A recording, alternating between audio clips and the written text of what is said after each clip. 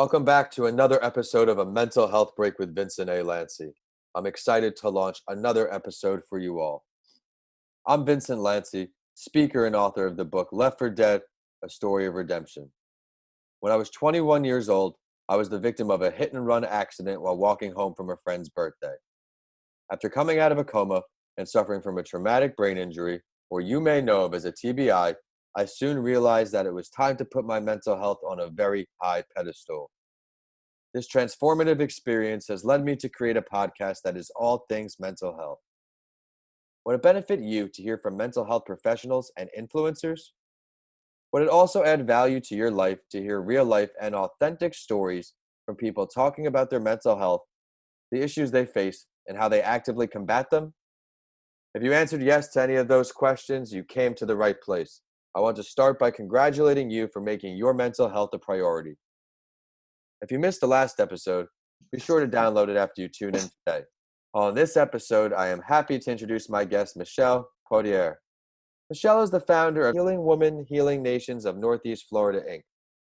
Healing Women, Healing Nations of Northeast Florida, Inc. is a 501c3 organization that focuses on meeting the needs of women and women vets that have experienced domestic or sexual assault, mental illness secondary to trauma, and post-traumatic stress secondary to military sex trauma, MST. Founded in 2015, they provide services that target the various challenges resulting from these experiences and offer an all-inclusive approach to assisting these women and women veterans successfully through their adversities by making them available with these tools necessary to become stabilized after trauma. She's doing tremendous work out here, so I had to have her on the show. Michelle, thanks for coming on my show. Vincent, thank you so much for having me on the show. I'm truly honored, and it's such a pleasure to be here to be able to share hope and resources and tools of inspiration to help people navigate, mental health, those that walk that road. Excellent. Well, please introduce your story, introduce yourself to our listeners before we dive and get going, and also please share your role relating to mental health. Okay, sounds good. So first and foremost, I'm a Navy veteran. I did 13 years honorably in the Navy and the military intelligence community. I'm a mother, I'm a grandmother, I'm an author, voiceover talent, speaker, and mental health advocate. I'm very passionate about what I do because I believe the status of our mental health governs every other aspect of our lives. And I started upon this journey to start this organization along with another organization because of my own journey and challenges with mental health. I was diagnosed with 5 different diagnoses: complex post-traumatic stress, generalized anxiety, major depressive panic disorder, agoraphobia. Like, that isn't enough, right? So after that journey, and I felt the need to do my part once I got to a point that I was able to give back to minimize and destigmatize the challenges surrounding mental health and what it looks like, and what kind of a life you can have in spite of. My personal life statement is, I'm a woman of faith living life audaciously in spite of, seeing the invisible, doing the impossible, and inspiring others to do the same. And so I do this to encourage people, to let them know, no matter what it is, you can have life after that. I had 5 failed suicide attempts, numerous things that, because of things that happened in the military prior to and after, that contributed to that. And I just got fed up. I wanted to be the change. I wanted to make a change. I wanted to be a voice. And so that's what I do all day, every day. Well, I'm glad you're still with us and you're able to shed all this insight. It's always great when I can have a guest shed professional experiences, but now you're also sharing personal, because I want to relate and resonate with as many people out there as there. So thank you for your openness to sharing your story today. And Michelle, something I do on each episode is I share the mental health story of someone who is famous, because I want to let you, the listeners, know that you are not alone.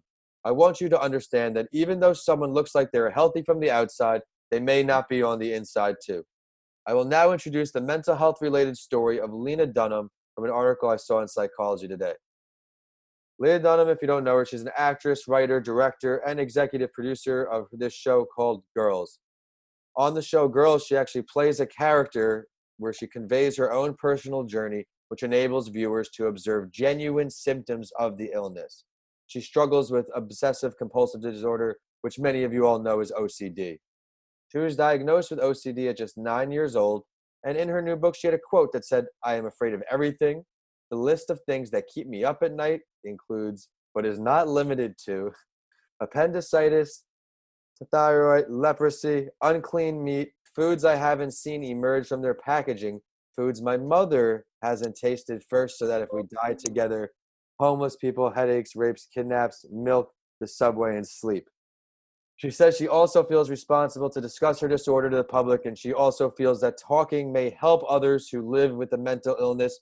Michelle, what do you take away from all those public statements about mental health and her story overall? Well, honestly, the takeaway is that I resonate with that. That's a fear that many of us that battle or live with mental illness have. We're afraid to share, we're afraid to open up, but we also, on the other end, want to provide knowledge to end the stigma, or minimize the stigma that's associated with what mental illness is and how it limits you. And so, I resonate with what Ms. Dunham said.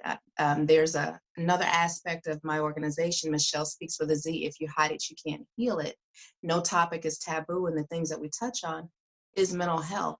Many people do not share, or they hide their diagnosis because of the fear of being labeled, of the fear of Right. being put in a box, of limited on what they can do. People lose their trust in them, because, oh, you have a mental illness. And so I want to be a part of I am a part of the change that I want to see.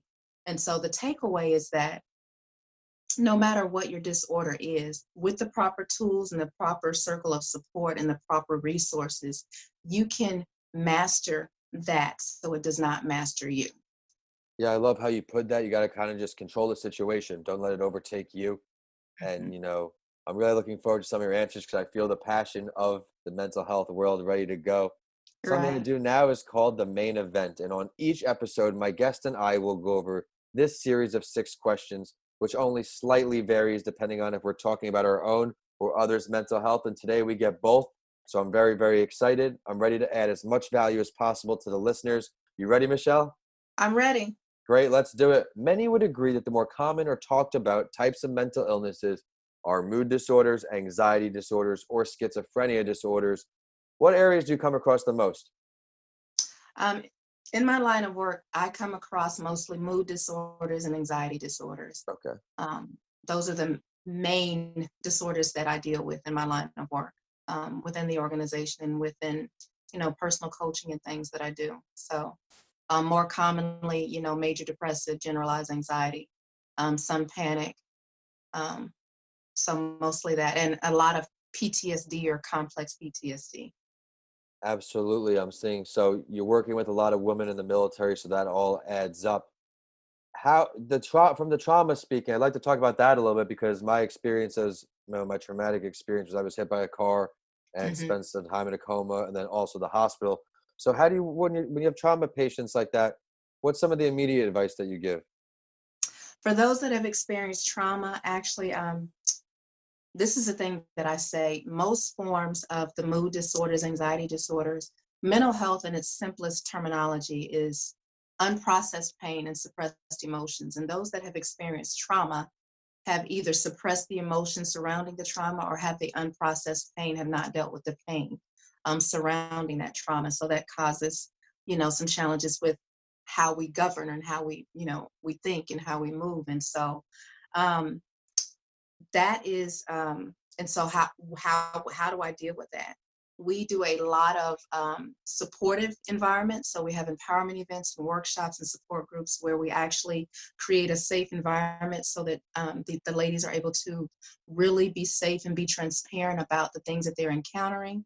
We provide an avenue where they feel like they can express it, but we also provide tools and resources for them to navigate it, such as yoga and tapping and meditation and things of that nature. And so we provide not just the avenue to disclose, but also coping tools and skills. And as an advocate and as a facilitator for NAMI, the National Alliance of Mental Illness, we do a lot of that, in collaboration with my organization. So.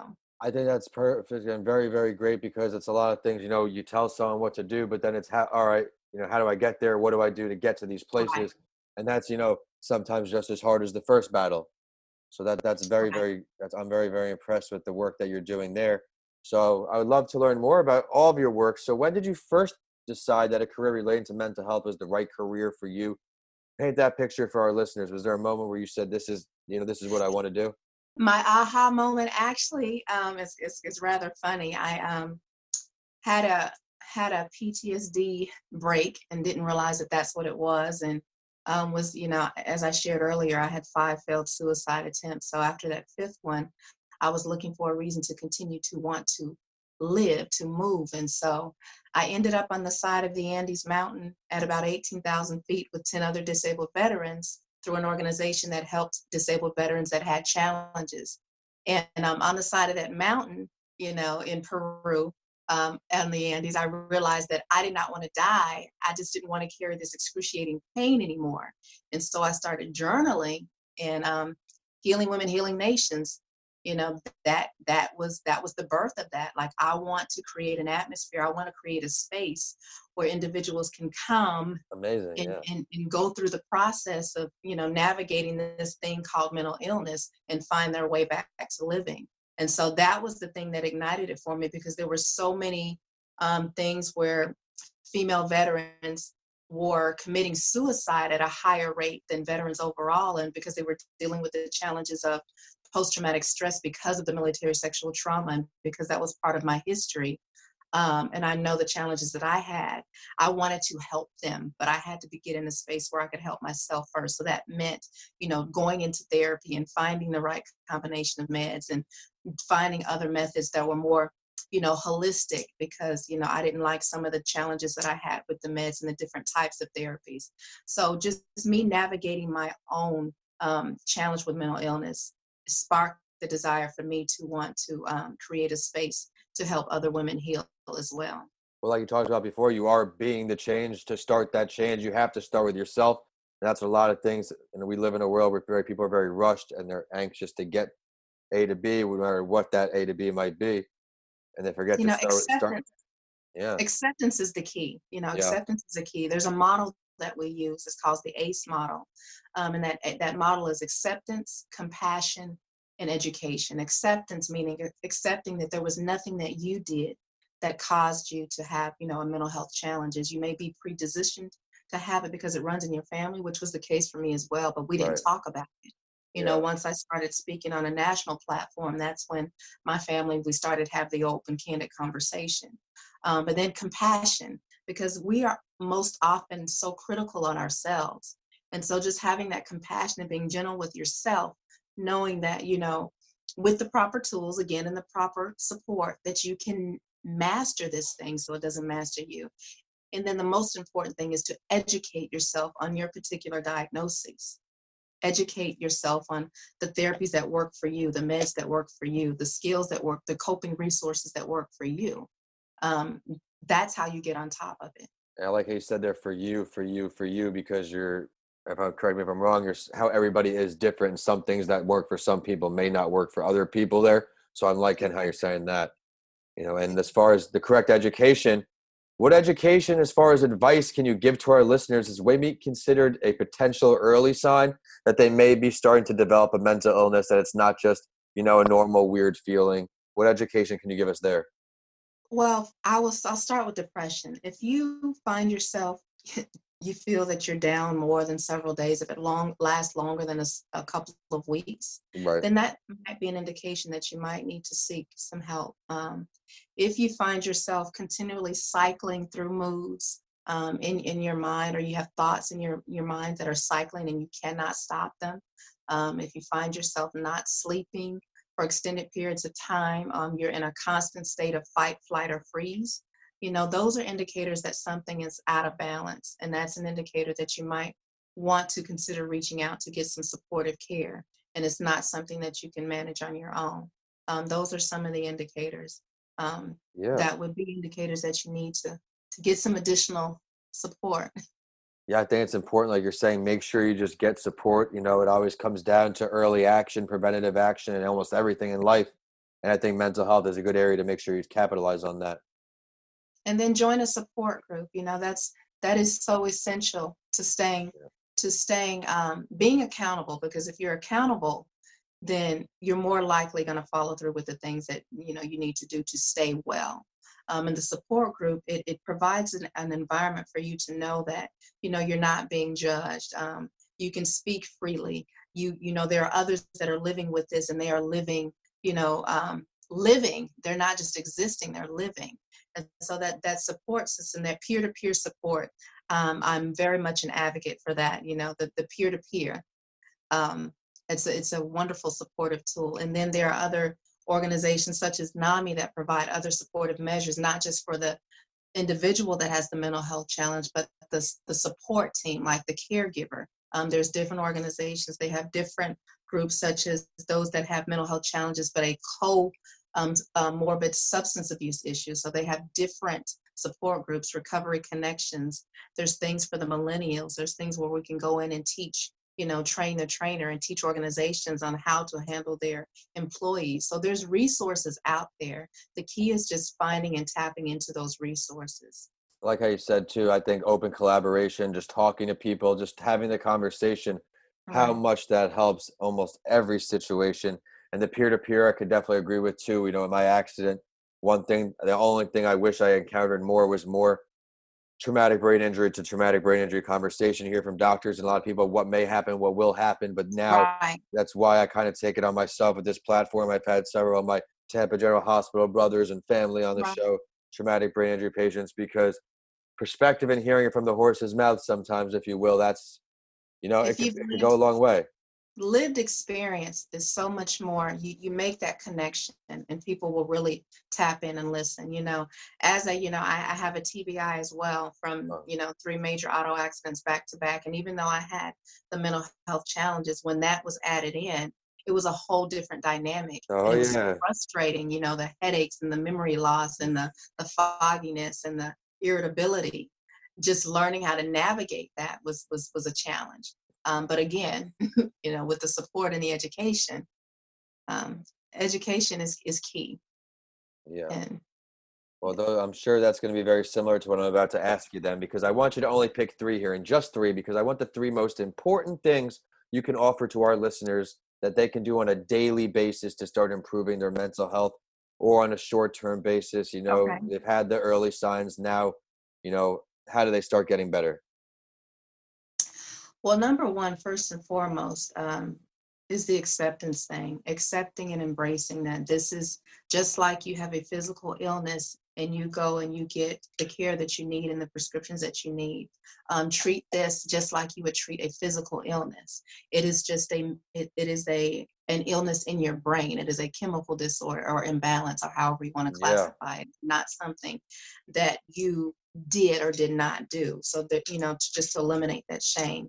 The second thing is to establish a routine, because routine is key. And if you have that routine, it's easier for you to stay balanced. Like, have a routine if you're on meds, of how you're going to take your meds, who's going to be accountable to you, who you're going to be accountable to make sure that you take your meds. And this last thing is, because there's so much that you can do, Yeah, please continue.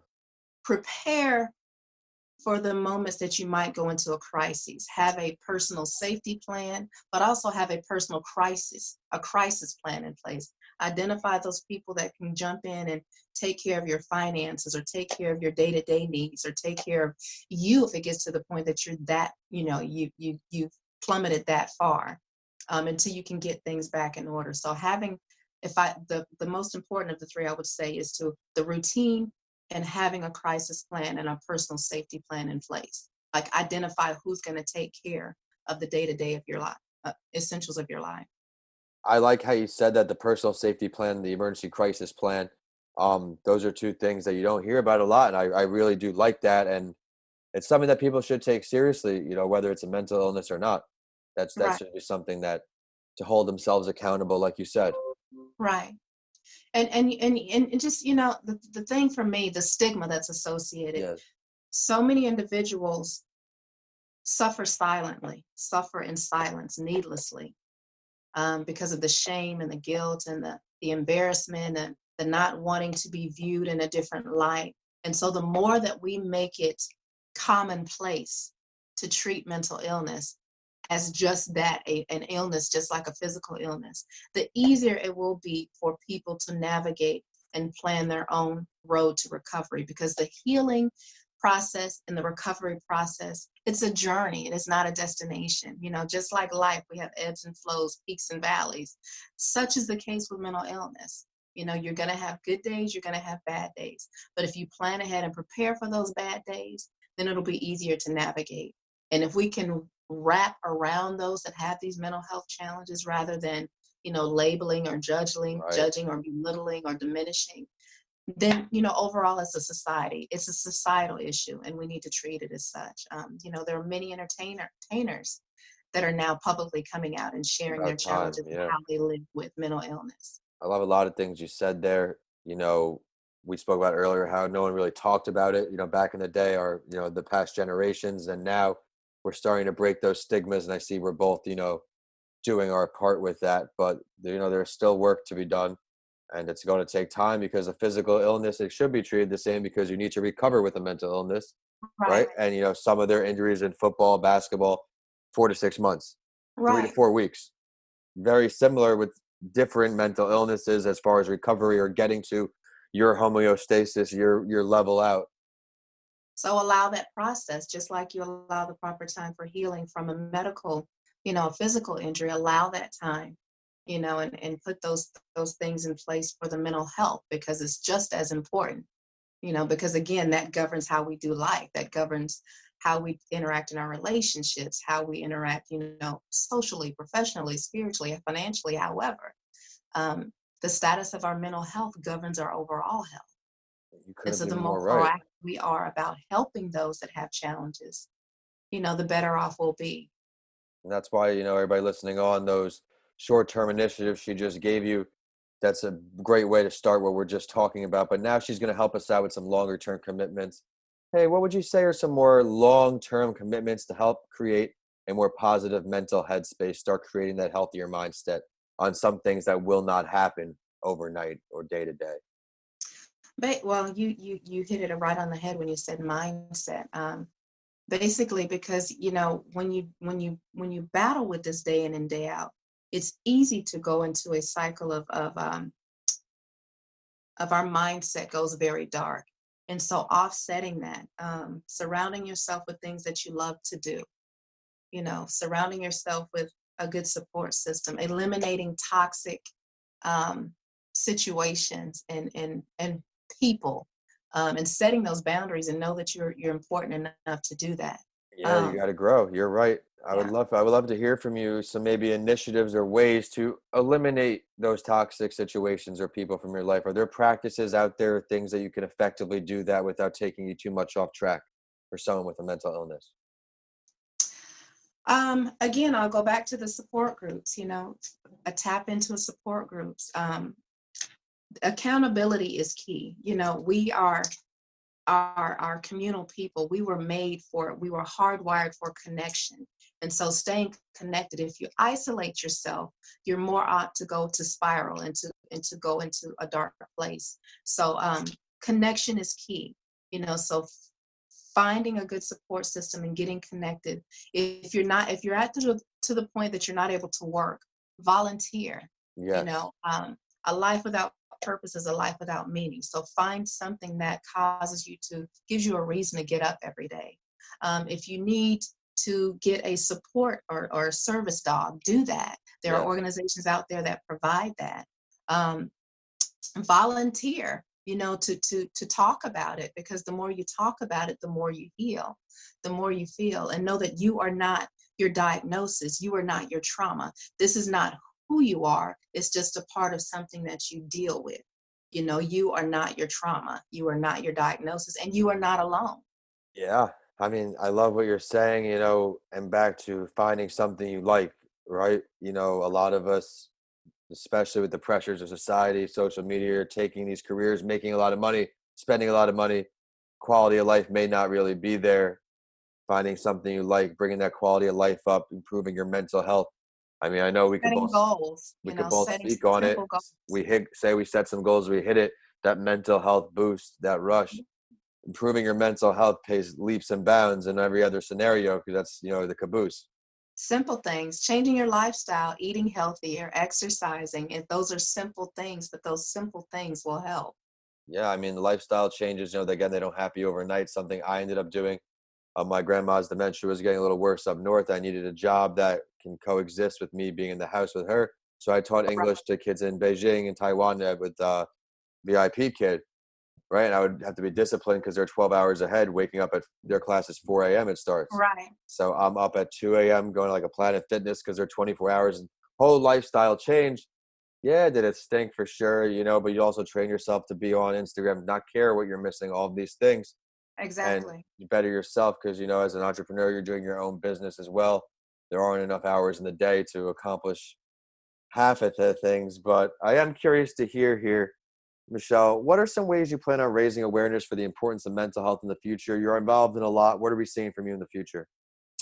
So I speak on a national platform as a mental health advocate.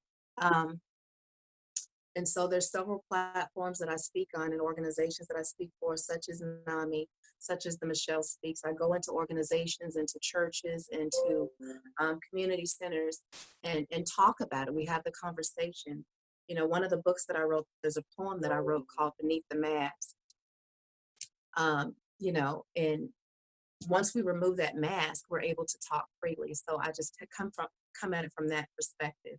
And so I will continue to do that. I've partnered and collaborate with various organizations, going into organizations and talking about how they can, help their employees, work with employees that have just providing education and awareness. Because the more education we have, the more we aware we are, the more we know what to look for, the more we can be a part of the solution instead of stigmatizing and isolating and labeling. You hide it, you can't heal it. We have a three-phase program where we take them through a curriculum virtually for those that want to do it in the comfort of their own home, that don't want others to know.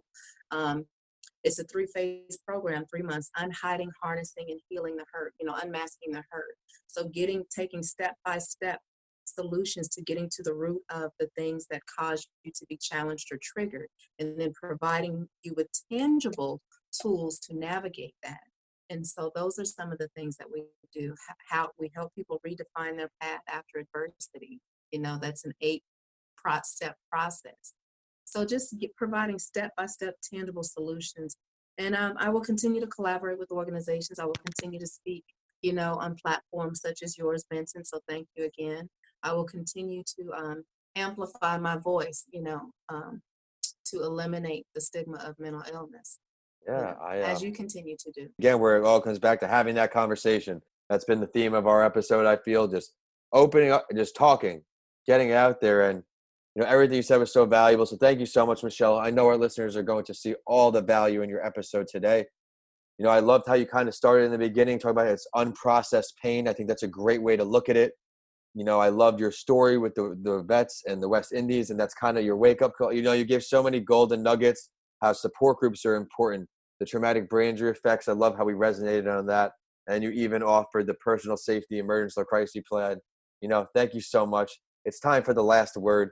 I do this on my other podcast called What It's Really Like to Be an Entrepreneur too, because I want my listeners to really get to know my guests I have on my shows. Is there something you'd like to share with everybody listening on that you did not get to touch on yet today?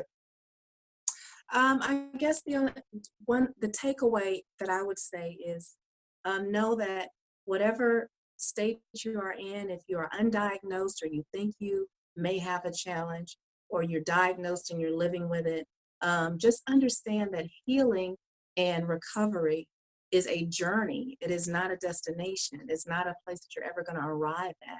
And on this journey called life, we will have obstacles. And just allow yourself the grace to go through the bad times, knowing that there will be good times again. So that is my takeaway. If I had to share anything, um, you know, I could say more and more, but the goal is to provide help, produce hope, and promote healing. And the key to that is to produce hope, because those that battle with mental illness, sometimes you feel hopeless. But there is hope. There is life after mental illness. There is life after, on this thing called life, on this journey.